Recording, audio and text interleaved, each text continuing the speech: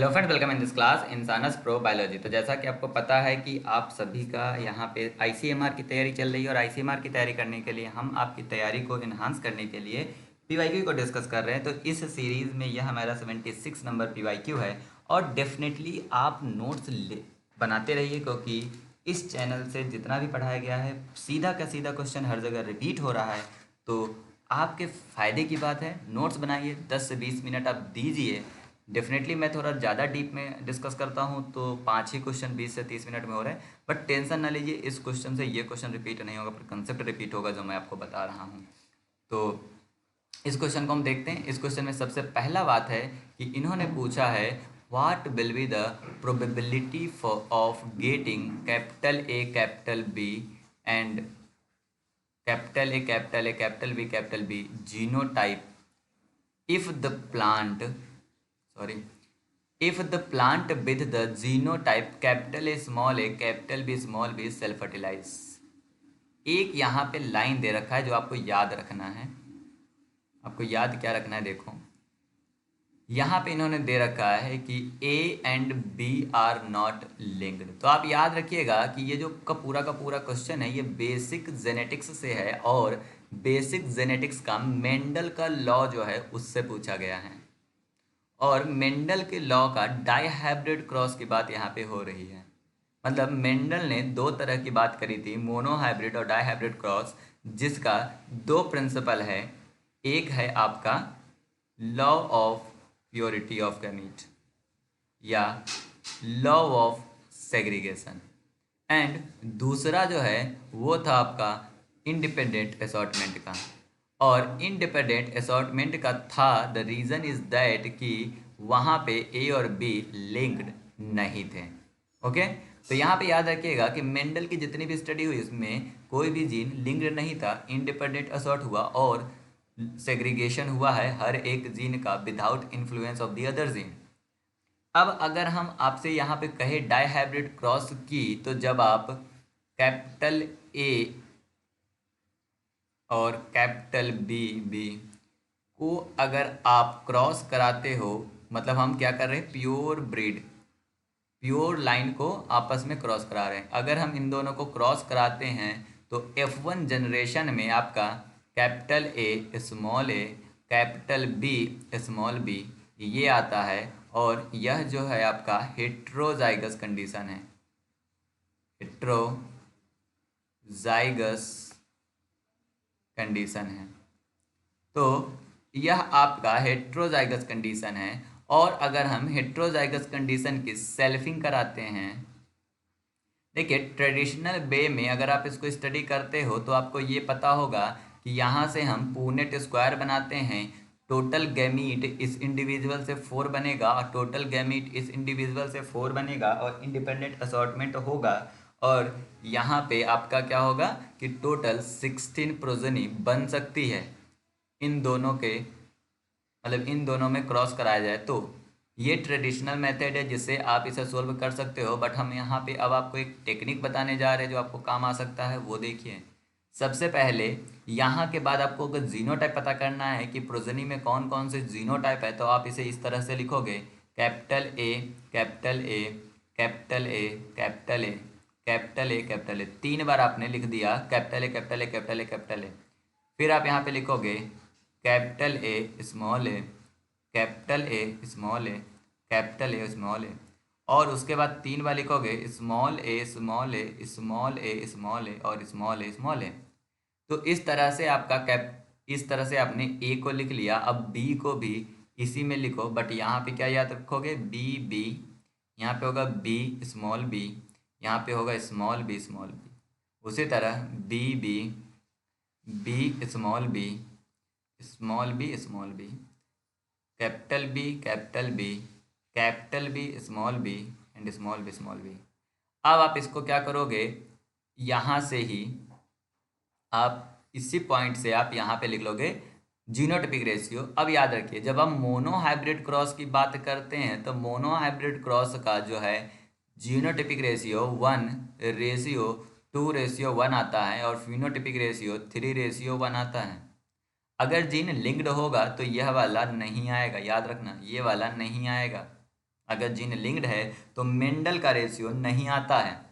तो अगर तुमसे कोई पूछे कि जीन लिंक्ड है या नहीं, अगर कोई अदर ऑप्शन ना दिया होगा, तुम यही चेक करोगे कि उनका जो फिनोटाइपिक रेशियो जीनोटाइपिक रेशियो है, क्या वो मेंडल को फॉलो कर रहे हैं या नहीं कर रहे हैं। अब यहाँ पे हम क्या करेंगे, इसी रेशियो को लिखेंगे, जीनोटाइपिक रेशियो को 1:1। फिर यहाँ पे अब इस बीच वाले में इस बीच वाले में इसको लिखेंगे 2:4:2। ये क्यों लिखेंगे हम आपको बाद में बताएंगे, बट अभी आपको बस इतना याद रखना कि ऐसे हम लिखते हैं जिससे कि आप क्वेश्चन को सोल्व कर सकते हैं। 1:1 टोटल देखोगे तो 2 and 3 4 5 6 10 12 13 14 15 एंड 16, टोटल आपका 16 है। अब आपके क्वेश्चन में पूछा था capital A capital A capital B capital B, that is a capital A capital A capital B capital B, total कितने पॉसिबल है, एक ही है। यहाँ पे एक आपका ए आने के चांसेस है कितने में से, आउट ऑफ 16 में से। तो अगर हम सेल्फ फर्टिलाइज कराते हैं capital A capital B small b का, तो आपका capital A capital A capital B genotype आने की फ्रीक्वेंसी 1/16 होगी, that is a correct answer. अगर आपको चाहिए मेंडल के फर्स्ट लॉ और सेकंड लॉ पे वीडियो, तो just comment, drop the comment in the comment box. चलिए अब हम नेक्स्ट क्वेश्चन पे चलते हैं। नेक्स्ट क्वेश्चन बहुत ही अच्छा है क्योंकि यहाँ पे इन्होंने पूछा है do not encompass the reverse genetics. इसको सॉल्व करने का दो तरीका है, या आपको रिवर्स जेनेटिक्स आता हो, या आपको जो कि रिवर्स जेनेटिक्स नहीं है कोई और जेनेटिक्स है वो आता हो। तो अगर हम बात करें किसी भी चीज़ की, तो हम कहते हैं कि जेनेटिक मटेरियल आपका डीएनए है, डीएनए से हम आरएनए बनाते हैं, और इस आरएनए से हम क्या बनाते हैं, इस आरएनए से हम बनाते हैं प्रोटीन। अब देखिए ये प्रोटीन जो है यह आपका फिनोटाइप है, और ये आपका क्या है, जीनोटाइप है।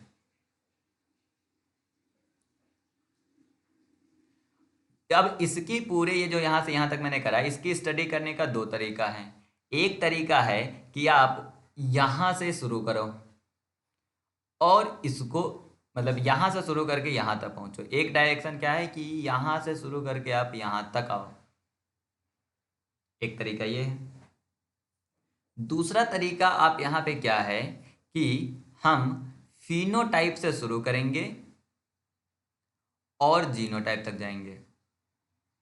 दूसरा तरीका ये है कि हम फिनोटाइप से शुरू करेंगे और जीनोटाइप तक जाएंगे। दूसरा, पहला तरीका क्या है कि डीएनए से प्रोटीन जाएंगे, और दूसरा है प्रोटीन से हम डीएनए जाएंगे।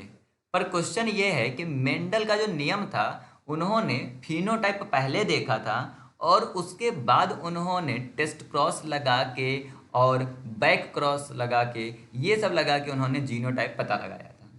करेक्ट, मतलब मेंडल से ही जेनेटिक्स की शुरुआत हुई थी, तो इसलिए जो मेंडल ने फॉलो करा है उसे हम फॉरवर्ड जेनेटिक्स कहते हैं।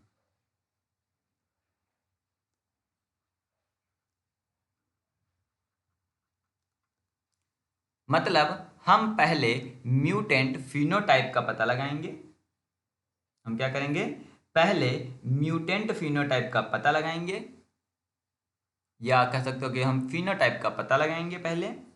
मतलब हम पहले फिनोटाइप देखेंगे, हम पहले प्रोटीन देखेंगे, और उसके बाद हम इस फिनोटाइप के लिए जो रिस्पॉन्सिबल जीन है इसका हम पता लगाएंगे। क्या हमने, पहले हम म्यूटेंट फिनोटाइप का पता लगाएंगे और इस फिनोटाइप के लिए जो जीन रिस्पॉन्सिबल है इसका पता लगाएंगे। मतलब पहले प्रोटीन स्टडी करेंगे, उसके बाद हम डीएनए तक पहुंचेंगे।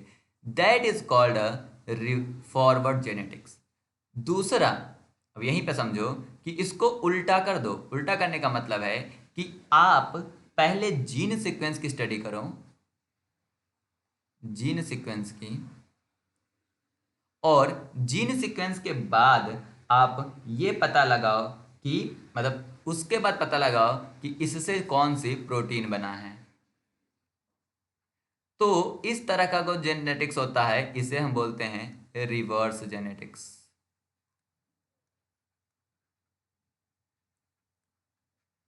मतलब हम कहाँ पे वो कर रहे हैं, कहाँ पे एडिटिंग कर रहे हैं इस केस में, रिवर्स जेनेटिक्स में जीन में। तो जो जीन एडिटिंग की बात हो रही है that is definitely part of the reverse genetics. Gene knockout की बात हो रही है, यह भी जो है आपका पार्ट रिवर्स का है। Introducing the mutation detrimentally in the known gene.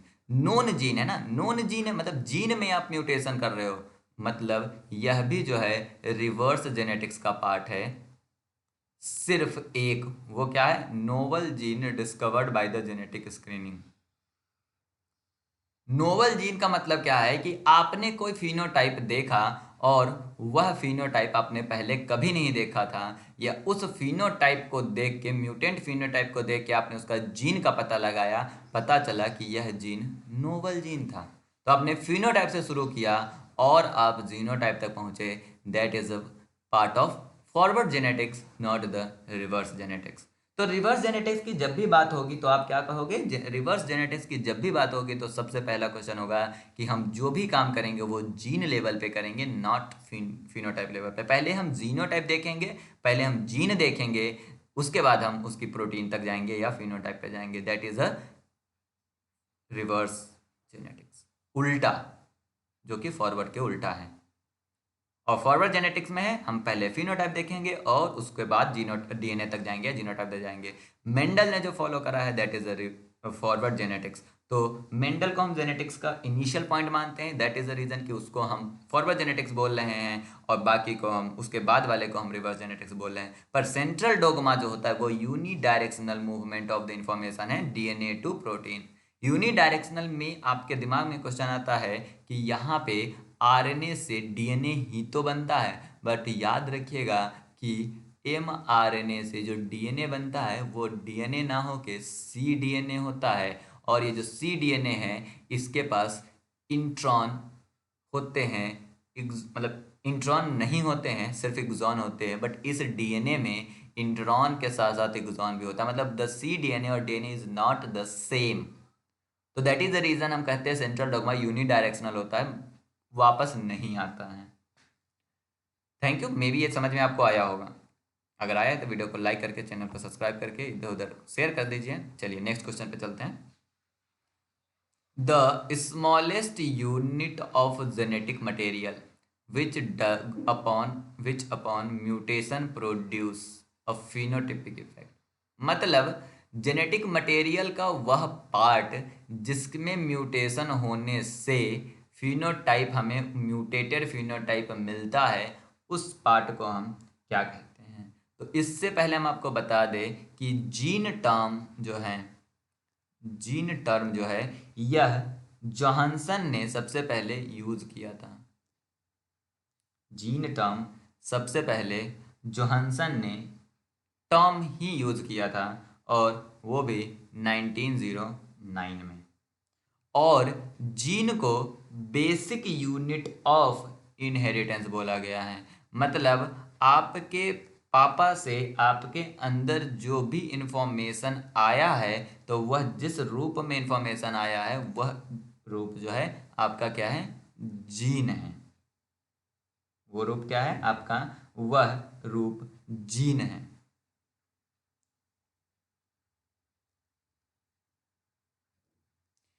इसके बाद आपको कुछ टर्म्स समझने हैं जो कि सबसे पहले बेंजर ने यूज किया था।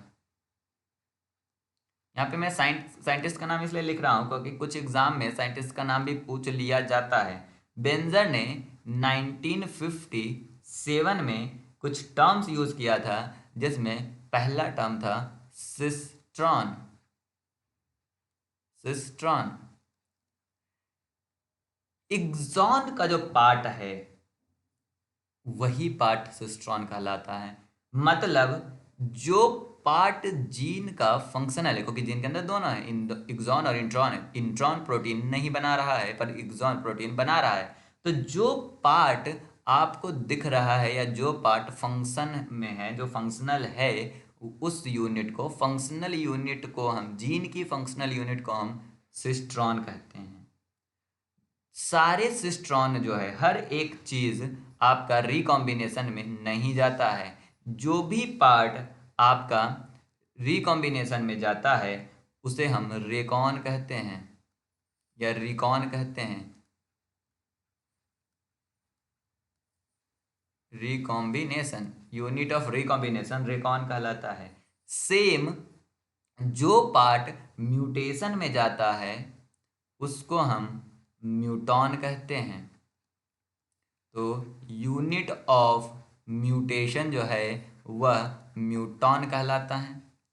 अब यहाँ पे आपको समझने की ज़रूरत है, अगर हम सिस्ट्रॉन, रिकॉन और म्यूटॉन की बात करें और जीन की बात करें तो बाय द मतलब बेस्ड ऑन द साइज सबसे बड़ा आपका जीन होता है। जीन के बाद सिस्ट्रॉन होता है, क्योंकि जीन के अंदर सिस्ट्रॉन होता है और सिस्ट्रॉन के में जब हम इंट्रॉन जोड़ देते हैं तो वो जीन कहलाता है। और सिस्ट्रॉन जो होता है वह आपका इसके बाद सिस्टॉन के अंदर जो होता है वो रिकॉम्बिनेशन में जब पार्टिसिपेट करता है तो उसे हम रिकॉन कहेंगे। रिकॉन जो होता है वह कभी कभी म्यूटॉन के बराबर भी होता है और कभी कभी वो म्यूटॉन से बड़ा भी होता है। मतलब यहाँ पे क्या है, इक्वल टू और ग्रेटर देन का है। म्यूटॉन यहाँ पे क्या है, सबसे छोटा हो सकता है, या रिकॉन और म्यूटॉन दोनों सेम साइज के भी हो सकते हैं। यहाँ पे पूछा था कि वो कौन सा यूनिट है, स्मॉलेस्ट यूनिट जेनेटिक मटेरियल का जो कि म्यूटेशन में जाता है, तो यह इसका आंसर है म्यूटॉन। तो muton is the correct answer for this question. Screenshot आप इसका ले लीजिए क्योंकि ये आपको काम आ सकता है। ये क्वेश्चन बहुत ही सिंपल सा है, बहुत बार ज़्यादा रिपीटेड है। यहाँ पे पूछा गया है पर ऑक्सिसोमल डिसऑर्डर कौन सा है, इसका आंसर है ज़ेलवेगर सिंड्रोम, ज़ेलवेगर सिंड्रोम। लेकिन मैं इतना तो बताऊंगा नहीं आपको, बाकी चीज़ भी आप इसको समझो थोड़ा। यहाँ पे टर्म्स समझ के आप बता सकते हो। Acute intermittent porphyra, porphyrin ring का नाम सुना होगा, और पोरफायरिन रिंग के अंदर हीम पाया जाता है। तो हीम की प्रोडक्शन को रोकने वाला एंजाइम की कमी अगर होती है बहुत दिनों तक तो उसे हम बोलते हैं एक्यूट इंटरमिटेंट पोरफायरा। अब क्वेश्चन है कि पोरफायरा में हीम का प्रोडक्शन करता कौन है, तो वो आपका करता है HMBS,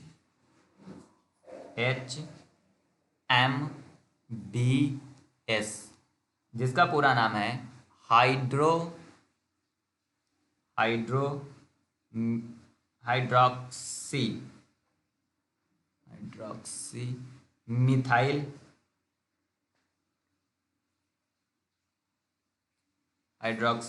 मिथाइल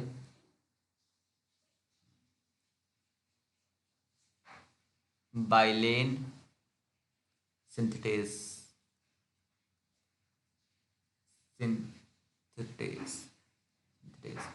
तो HMBS hydroxy methyl bylane synthetase, तो यह जो है हीम के फॉर्मेशन प्रोडक्शन में यूज होता है, और अगर इस एंजाइम की डिफिशियंसी होती है तो वह एक्यूट इंटरमीडिएट पोरफायरा होता है।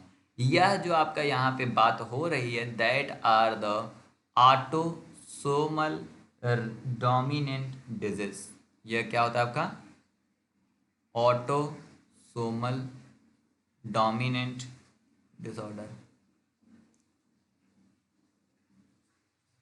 Autosomal dominant disorder.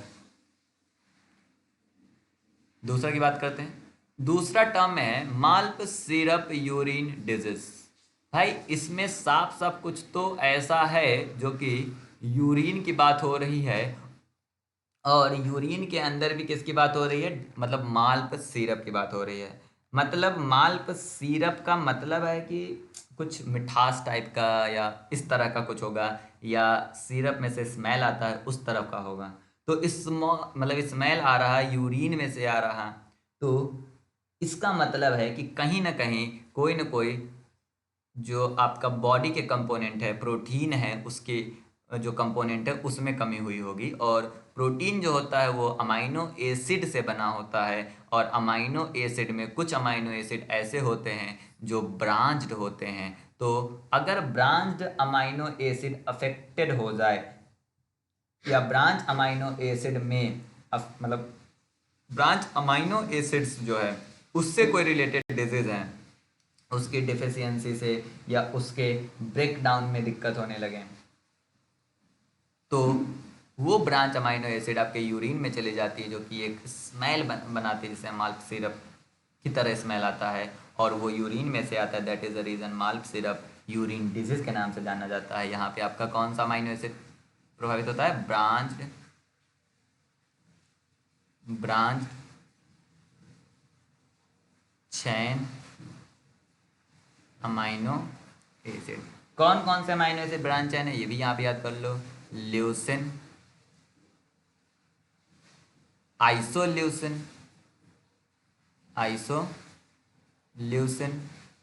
And valine. ये तीनों आपके ब्रांच्ड चैन अमाइनो एसिड हैं, और इनका जो है डिग्रेडेशन नहीं हो पाता है, और इस अमाइनो एसिड का अमाउंट जो है यूरिन में बढ़ जाता है, जिसके कारण आपके यूरिन में एक स्मेल आता है, जिसे हम माल्ट सिरप यूरिन डिजीज बोलते हैं। यह जो है आपका ऑटोसोमल रिसेसिव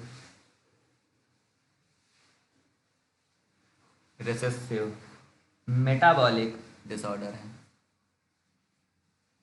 ये सब याद कर लीजिएगा, क्योंकि ये सब कहीं ना कहीं आपसे पूछा जाएगा। ऑर्डर अगला है आपका मीडियन चैन एसाइल कोए डिहाइड्रोजिनेज डिफिशियंसी। इसका शॉर्ट में इसको पूछा जाता है MCAD। इसमें आपका क्या होता है कि आपकी बॉडी जो है वह कुछ फैट को नहीं ब्रेक कर पाती है, जो फैट है उसको नहीं ब्रेक कर पाती है। यह एक इनहेरिटेड डिजीज है, और इस डिजीज में क्या है आपका कि आपकी बॉडी कुछ फैट को नहीं डाइजेस्ट कर पाती है, क्योंकि यहाँ पे आपका मीडियन चैन एसाइल कोए डिहाइड्रोजिनेज की कमी होती है, इसकी डिफिशियंसी होती है, और इसकी डिफिशियंसी होने से आपका फैट का मेटाबॉलिज्म सही से नहीं हो पाता है।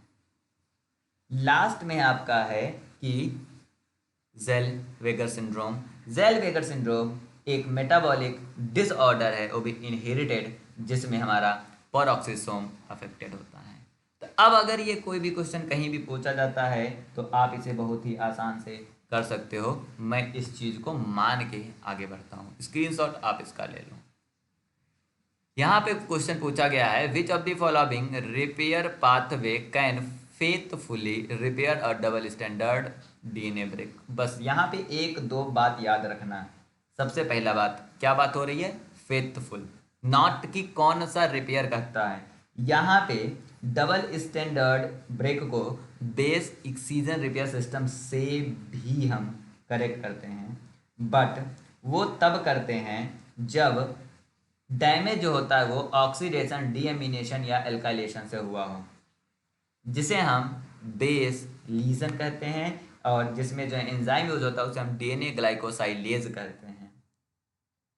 वहीं पे double standard DNA break faithful तरीके से आपका होमोलॉगस रिकॉम्बिनेशन से फेथफुल तरीके से इसको किया जाता है।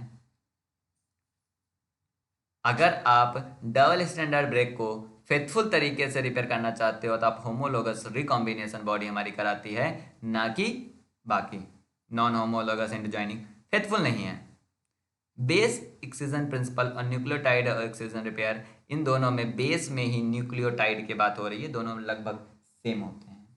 बट आप याद रखिएगा कि बेस एक्सीजन प्रिंसिपल में ऑक्सीडेशन, डीएमिनेशन या एल्काइलेशन को करेक्ट किया जाता है, और इसका जो मतलब इसमें जो एंजाइम काम आता है वो होता है DNA ग्लाइकोसाइलेज।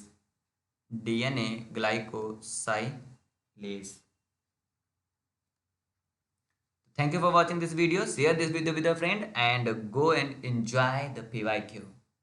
And also subscribe this channel and share this video in this question, this notes with your friend. Make a notes by the head writing. Please never try to find out the PDF. If you get a PDF, then trust you, you never use your hand to write the notes. If you do not use your hand to write the notes, then you never understand the some points, some magic point which is change the result and which is change the option. जैसे यहाँ पे मैंने इस question में और कोई बात नहीं है, बस एक ही टर्म है फेथफुल.